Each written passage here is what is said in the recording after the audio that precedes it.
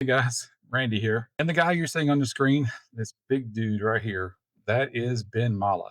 And he's a personal hero of mine.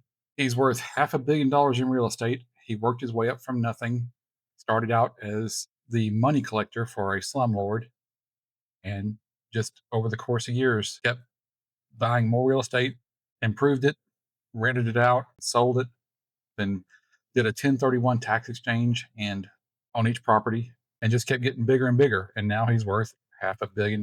He bought a mansion from a baseball player in Florida. The mansion was appraised at 20 to $30 million. I couldn't find the exact amount that it was worth when he bought it. He bought it for 15 million, but it had to be worth more than that. Otherwise, he wouldn't have bought it. He was the kind of guy, and he is even getting value for his money, even when he doesn't have to anymore. So here's my and my favorite saying he has. Saving money is making money. All right, so he came here as usual. I let him take advantage of me. And here he is at the car dealership.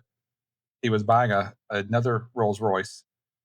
He, for some reason, needed another Rolls Royce. He was getting rid of the one he currently has, was trading it in. So I think what he does is he buys Rolls Royces for a couple of years, or hangs on to them for a couple of years, and then trades them in before they start losing value.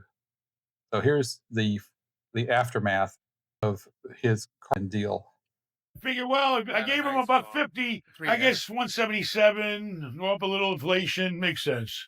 Plus, I feel sorry for the guy. Yeah, it's only got 4,000 on it. It's a brand new car. It's been kept in a garage, so the parts are fine, and it's been serviced. So, and I'm gonna bring it here service. Next 3 years, bumper to bumper, baby. I ain't worry about shit. So I ain't got time to be going around the country to save $1,000. It'll cost me in time and money to run around all these other dealerships and all this bullshit when I can deal with the guy in my own neighborhood. He's gonna fix the car. They'll pick it up from my house. They'll leave me a rent a car. This place is great. Dimmitt Automotive Group. Okay, they know how to, baby. I just like to come and give them a hard time. Down to it. Now, you see, the part I cut out was the part where he was haggling with the same salesperson he's been dealing with for years. So they have a history together. So they go through the same song and dance. But basically, he bought that Rolls Royce for 177,000. I think they were asking 235 for it. But it doesn't matter whether you're doing Rolls Royces or Honda Civics. Getting value for your money is getting so even on the small things. If you take care of the small things, you'll also take care of the bigger things. If you get in the habit of letting small expenses slide, like, oh, it's only $10 a month, I'll just keep it. It's too much trouble to have them disconnected or go online and terminate the Netflix or whatever it is. They will just nibble away at your net worth, and you got to stay on top of these kind of things. So here he is. He's about to purchase a yacht. 76 Sunseeker. But if you measure it with a measuring tape, it's really 78. And it's practically new. It's only a couple of years old. And we're paying. See, once again, he's buying a couple of years old boat. He doesn't like to buy brand new stuff if it's going to depreciate in value. Now, yachts, I don't know how much they depreciate in value, but I was watching this TV show, not TV show, watching the movie called Failure to Launch, starring Matthew McConaughey. He was a boat salesman. And one of the things he said was, there's two times when people are always happy with a boat. That's when they buy it, and that's when they sell it, because boats are a money pit. So apparently, yachts in most cases do depreciate. And Ben found this one that had been sitting, and the guy wanted to get rid of it. Let's hear the rest of the story. $3.5 million for it. Brand new? 7 million. Saving money is making money. Yeah, so there he is. 3 to 4 year old has depreciated to half. And a friend of mine did the same thing on a 65-foot boat. He found one that the guy was asking 350,000 for it. They offered him 200, and the guy took it. So he just never know. And now he's taken $2,000 into the 65 footer. Got all the AC unit replaced. Probably spent less than $20,000 on this big boat, and they just sold it for $320,000. So they made $60,000 or $70,000 profit off this. Now, don't hold me to that number because I don't know the exact expenses, but they made a profit.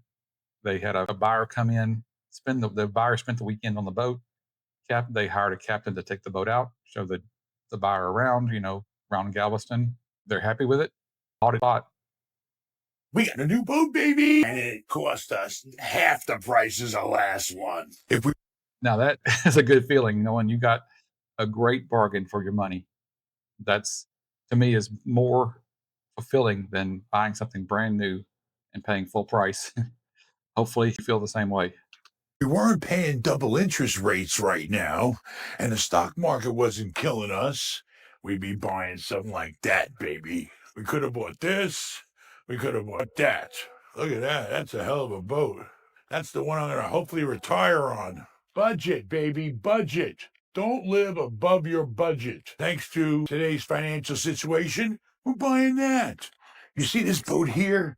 This boat brand new will cost you probably close to $8 million. We're going to buy it for 1.8. This boat is gorgeous. It's an 84-foot Maiora from Italy. This boat only has 800 hours on it, only had one owner, never chartered. It's perfect for us. And the price is right, baby. I'm very happy. You know why I'm happy? Because we stole it. She wanted to buy $4 or $5 million boats. The one we first bought was $3 million. We sold it for 4. The second one we bought for 3.5. We sold it for the same money. And this baby here, I'm in this thing for under $1,770,000. Got a budget. These are the times we live in. We can't have no big, fancy, expensive boat. But I found. Yeah, even that, if you know what you got, you know what something's worth, that's a superpower. For example, I had a little Nissan Frontier pickup. I don't remember what year it was, but it was 5 or 6 years old. Got it around for a year, year and a half, and I wanted to get rid of it. I sold it to a guy who knew what he was doing. I got my money back out of the truck. I think it was like $1,500. I was happy, but he knew that where he lived, he could get 2,000 for the vehicle. So that's what he did. He bought the little truck, took it back to his house, and within a month, he sold it for 2,000. So he was like Ben Mala on a small scale. But the trick is, do your research, know what you got, know what the right price to pay for it is, because you make your profit when you buy, not when you sell. On a steal. This boat only had one owner, never chartered, and only has 800 hours on it. And it's beautiful. Saving money,